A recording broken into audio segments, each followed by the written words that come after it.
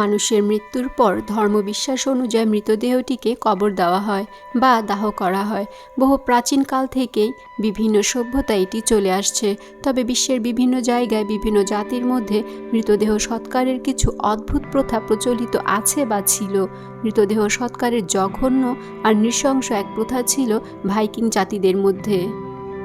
Viking জাতির এই চমকপ্রদ শেষকৃত্যের কথা জানা যায় দশম শতাব্দীর আরব মুসলিম লেখক আহমদ ইবন ফাদলানের বর্ণনা থেকে। ভাইকিং হল স্ক্যান্ডিনেভীয় সমুদ্রচারী যোদ্ধা ও জলদস্যুদের একটি দল। সমুদ্রের কোনো জাহাজকে লুট করাই ছিল এদের মূল পেশা। তারা বিশ্বাস করত মৃত্যুর পরেও মানুষের আরেকটি জীবন শুরু হয়।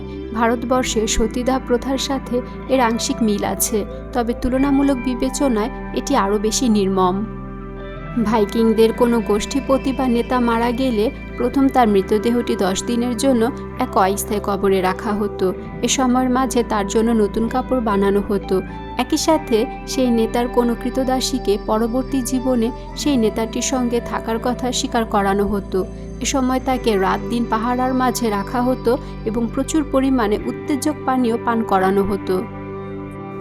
এরপর যখন সৎকারের আনুষ্ঠানিকতা শুরু হতো, তখন দুর্ভাগা সেই মেয়েটি একের পর এক গ্রামের সব তাঁবুতেই যেতে বাধ্য হতো।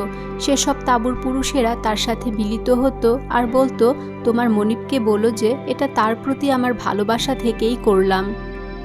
সবগুলো তাঁবু ঘোরা শেষে মেয়েটি যেত আরেকটি তাঁবুতে, যেখানে তার জন্য অপেক্ষা করত 6 জন ভাইকিং পুরুষ। তারাও তার সাথে মিলিত হতো। এরপরই দড়ি দিয়ে শ্বাসরুদ্ধ করে দুর্ভাগা সে মেয়েটিকে মেরে ফেলা হতো।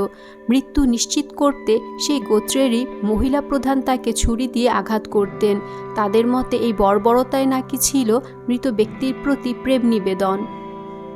10 দিন পর সেই দলনেতাটিকে নতুন কাপড় দিয়ে সাজানো হতো এবং একটি কাঠের নৌকা তৈরি করে সেখানে মৃতদেহটিকে রেখে দেওয়া হতো। পুরো নৌকাটিকে মদ, নেশার দ্রব্য, বাদ্যযন্ত্র, ফল, মাংস, অস্ত্র দিয়ে ইত্যাদি দিয়ে সাজানো হতো। এরপর যা করা হয় তা ছিল আরও ভয়ানক।